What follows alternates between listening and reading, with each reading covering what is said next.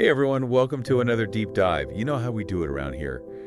Today we're going deep on Bob Proctor's You Were Born Rich. Ooh, a classic. It is a classic, isn't it? And there's a reason for that. Yeah. You know, those ideas they really stand the test of time. And we're going to unpack them and see how they apply to your life today. And you know what? This isn't just about money. Right. This is about unlocking that potential that's within you.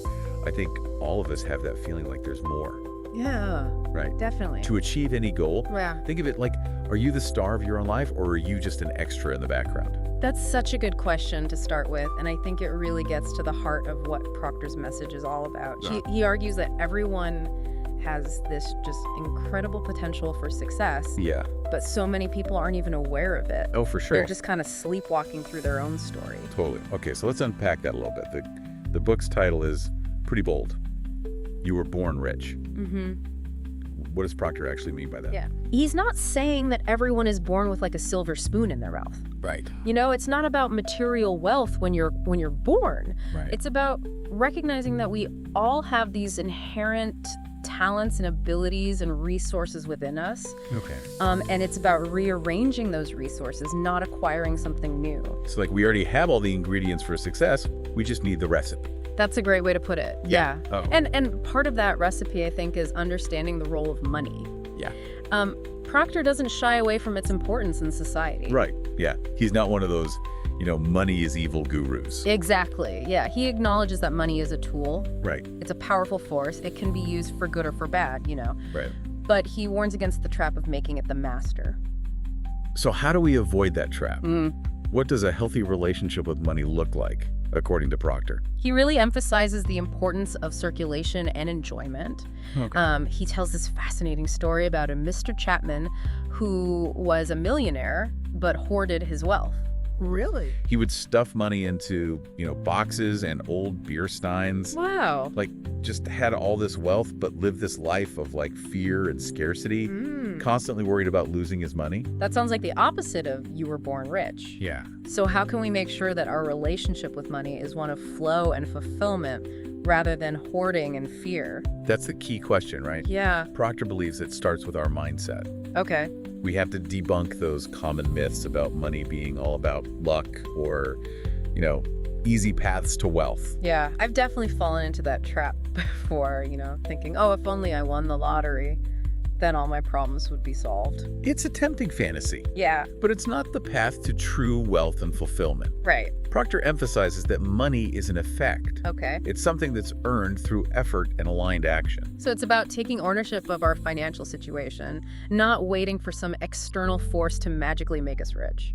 Exactly. Okay. And that brings us to one of the most powerful concepts in the book. The idea of image making. Ooh. I like that. Proctor argues that everything you achieve in life is preceded by a mental image. I'm intrigued. Tell me more about this image making thing. So he uses this example that I think is really relatable, the example of how the first chair came to be. Okay. Imagine someone way back in the day tired of sitting on the ground, Yeah. right? And they start picturing a more comfortable way to sit. They imagine something raised off the ground, maybe something with a back to lean on. I like it. Right, and that mental image eventually leads them to take action, to gather materials, to experiment with designs, and voila, the chair is born. So he's saying that thought precedes action. That we have to first imagine what we want before we can create it in the real world. Exactly. You are the writer, the producer, the director of your own life's movie. I love that. You control the projector. Okay. And this applies to finances as well. Okay. Proctor argues that visualizing prosperity is the first step to attracting it. So instead of focusing on all the bills I have to pay, I should be visualizing myself, living a life of abundance, traveling the world, Yeah. buying my dream home, that kind of thing. Yes, it's about shifting your focus from what you lack to what you want to create. Okay. And it's not just about wishful thinking. It's Right. about consciously and consistently imprinting those images on your subconscious mind. So it's like training your brain to see abundance as the norm, as the natural state of being. Exactly. And this ties into another important concept in the book. Okay. Let go and let God. Okay. Proctor describes this as a co-creative process. I've heard that phrase before, but I'm not sure I fully understand it. What does it actually mean to let go and let God? It's about recognizing that while you have the power to choose your thoughts and your beliefs and your actions, there's also this higher power at work, this universal force that helps to manifest those desires. So it's like we're planting the seeds, but we also have to trust the soil and the sun and the rain to do their part. That's a beautiful analogy. And Proctor shares some really inspiring stories that illustrate this principle in action. Okay. For example, he talks about Clarence Smithson, a man who achieved phenomenal success in his career by having this unwavering faith in his abilities and by trusting in a higher power to guide his path. You know, this makes me think about the biblical story of David and Goliath. You know, David was facing this seemingly insurmountable foe, but his unwavering belief in himself and in a higher power helped him to overcome that challenge. That's a perfect example. Yeah. It's about tapping into that source of power that's bigger than ourselves. So it's not just about positive thinking and visualization. Right. It's also about having faith, Yeah. both in ourselves and in something greater than ourselves. Exactly. And Proctor would ask you this. What limiting beliefs are you holding on to? What would happen if you truly expected success in every area of your life? That is a great question. Yep. We'll be back after a short break. Okay, I'm ready to dive back in. We've talked about image making and letting go and letting God. What other powerful concepts does Proctor offer to help us unlock our potential? Well, he dives into something called the law of vibration and attraction. Okay. And this one can be a little mind-bending, Okay. but stick with me. It's worth understanding. Hey, well, ears. So imagine for a second that everything in the universe, even seemingly still objects, is constantly vibrating, even at a microscopic level. And your thoughts are vibrations too, and pretty powerful ones. So my thoughts are like tiny energy waves going out into the world. That's the idea. And the law of attraction says that like attracts. So the kind of energy you put out there through your thoughts attracts similar energy back to you. Okay, I think I've heard this before. So if I'm thinking positive, abundant thoughts, I'm attracting more positivity and abundance into my life.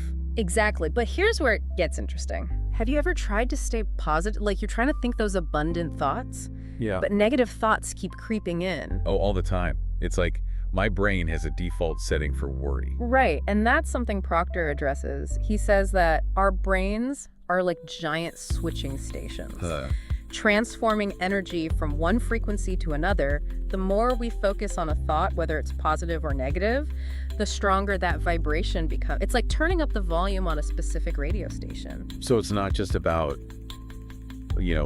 thinking a positive thought once. It's about consistently tuning into that frequency of abundance. You got it. And he uses this really great analogy of an acorn. Okay. It contains the blueprint for a mighty oak tree. Yeah.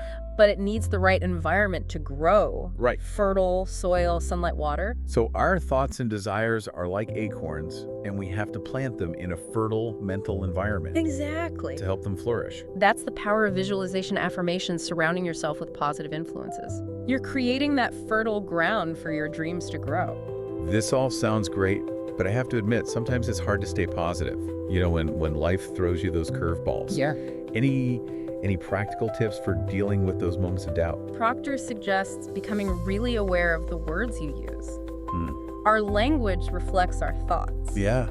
So if you're constantly saying things like, I can't afford that, you're reinforcing a vibration of lack. So instead of saying, I can't afford that dream vacation, Right. I should say something like, I'm attracting the abundance to make that trip happen. Yes. It might feel a little silly at first, but it's about consciously shifting your language to reflect a mindset of possibility, not limitation. Okay. And what about affirmations? I've tried those before, but they haven't really worked. Am I doing something wrong? Proctor emphasizes that it's not just about repeating words. Okay. It's about feeling the emotion behind the affirmation. So if I'm affirming I am attracting financial abundance, Yeah. I need to really visualize it, feel the joy of having that abundance. Precisely, it's about aligning your thoughts, feelings, and beliefs with your desired outcome. This is making more sense now. It's not just about positive thinking. It's about embodying that positive energy. Exactly. And remember, creating that fertile mental environment also involves surrounding yourself with the right people. Right. Books, podcasts, things that uplift and inspire you. Because as we've been learning, energy is contagious. Yes, it is. Okay, this is all starting to click for me. But Proctor also talks about the importance of taking risks. How does that fit into this picture? That's where we move from understanding to action. Okay. Proctor argues that playing it safe can actually be more dangerous than taking calculated risks. So it's not about being reckless, it's about stepping outside your comfort zone. Exactly. He compares it to learning to dive off a high board. Okay. The kid who hesitates at the edge might never experience the thrill of that plunge. Right. And they miss out on building the confidence that comes from taking that leap. I've definitely been that kid on the diving board before, metaphorically speaking. So how do we get comfortable with taking those risks? Proctor suggests starting with visualization. Okay. Creating a mental movie where you see yourself successfully navigating that risk, achieving that desired outcome, and planning, of course. So it's about informed action, not just blind leaps of faith. Exactly. He distinguishes between the two. Okay. Assess the potential risks and rewards. Make a plan, and then take that leap with confidence. You know, I took a big risk a few years ago when I quit my corporate job to pursue my passion for writing. Good for you. It was terrifying at first, Yeah. but it was the best decision I ever made. That's a perfect example of what Proctor is talking about. And even if we don't achieve the exact outcome that we envision, Yeah. the experience of stretching ourselves, of pushing past our perceived limits is invaluable. I love that it's about the journey, not just the destination. So we need to reframe our relationship with failure, Yeah. seeing it as a stepping stone, not a stumbling block. Precisely, now building on this idea of taking action and pushing boundaries. Proctor introduces the concept of the razor's edge. Okay, I'm ready to get sharpened. What's this razor's edge all about? Think about the tiny differences that separate winners from losers. He uses the example of the 1976 Olympics, where a tenth of a second was all that separated gold from last place in the 100-meter dash. Wow. Or that racehorse we talked about earlier, RMD won so much more money than his closest competitor, even though their race times were barely different. Exactly. Those small, consistent efforts, those tiny tweaks in performance, Yeah. can make all the difference. It's those little things. And this applies to every area of life, our finances, relationships, personal development. Right. It's about finding your edge. So how do we find our own razor's edge? Proctor suggests starting by taking an honest look at your habits and routines. Okay. Are there small changes you can make, things you can do more efficiently or consistently Yeah. that could add up to big improvements? Like turning my commute into a mobile university by listening to all those educational podcasts I've been meaning to check out. That's a great example. Or maybe it's about being more mindful of your time, focusing on your most important tasks first. Or perhaps it's about going the extra mile in your relationships, showing appreciation in little ways. So it's about paying attention to the details, those seemingly small things that most people overlook. Exactly. Those little things can add up to a big difference in the long run. Yeah. Think about the cashier who smiles and thanks customers genuinely. Right. That creates a positive experience that encourages them to return. For sure. It's a small gesture, but it can have a big impact. It's all about finding those small adjustments that can compound into big wins over time. And Proctor challenges you to identify your own razor's edge. Okay. What's the one thing you can focus on, that one small change you can make that could lead to a significant shift in your results?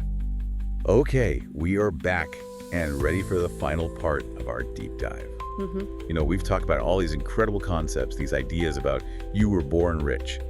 But Proctor really emphasizes that knowledge without action, it's like a seed that never gets planted. Yeah, we can't just, read the book and expect our lives to magically transform. Yeah. We have to actually do something with this knowledge. So true, so true. So how do we do that? Well, Proctor, he makes this really important distinction between understanding and memorization. Okay. He says a lot of people, they read for information, but they don't truly digest those ideas. They don't let them sink in. Yeah, it's like gulping down a fine wine without even tasting it. Exactly. It's like just, inhaling it. Yeah. So it's not about, speed reading or memorizing quotes. It's about taking the time to really understand those principles at a deeper level. So it's quality over quantity when it comes to absorbing this kind of knowledge. Exactly. And then asking yourself, how can I apply this to my own life? Right. He even suggests that reading just one page a day and really understanding it can be more powerful than reading the whole book in one sitting. That's interesting. Okay, so what are some practical tips to move from, memorization to that deeper understanding? One thing Proctor recommends is taking notes as you read, Okay. summarizing the key points in your own words. I've always been a highlighter, Yeah. not a note taker, but I can see how putting it into my own language would force me to really think about what it means. Exactly. And another powerful technique is teaching the concepts to someone else. Ooh. Having to explain it Right. helps solidify your own understanding. I like that idea. Maybe I'll turn into a you were born rich evangelist with all my friends. Spread the wealth of knowledge. Yeah.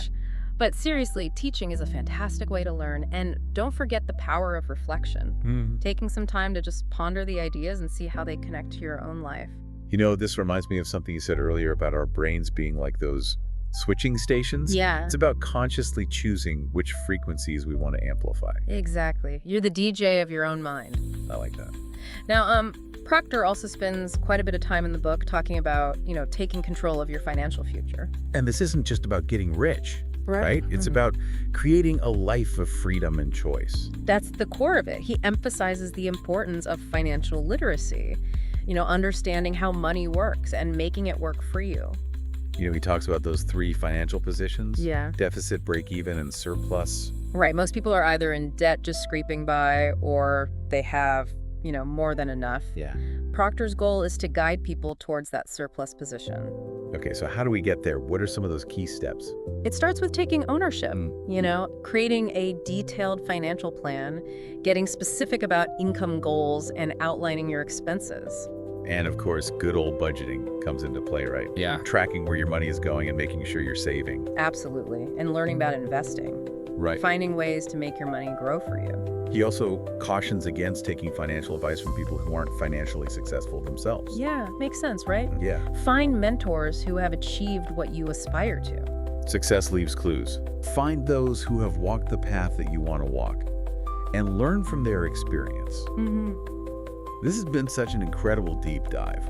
I feel like I have a whole new perspective on what it means to be born rich. It's not about what you have, Right. but what you do with that potential within you. It's an inside job. It is an inside job. In Proctor's book, it really is a roadmap to unlocking that potential. Yeah. We've explored visualization and affirmations and the law of vibration and attraction and taking risks and sharpening your razor's edge and taking control of your financial future. And it all starts with that first step. So what will your first step be in claiming the riches you were born with? Thanks for joining us, and happy manifesting.